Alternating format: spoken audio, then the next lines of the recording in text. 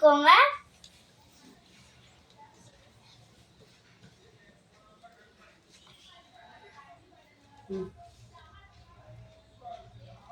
அடுத்தது இங்க எம் மாதிரி இருக்கும். அத இப்படி நிமிட்டிக்கோங்க. இப்படியும் நிமிட்டிக்கோங்க. அடுத்தது அடுத்தது இப்படி முன்னாடி தள்ளிக்கின்னு இப்படி பண்ணிக்கோங்க.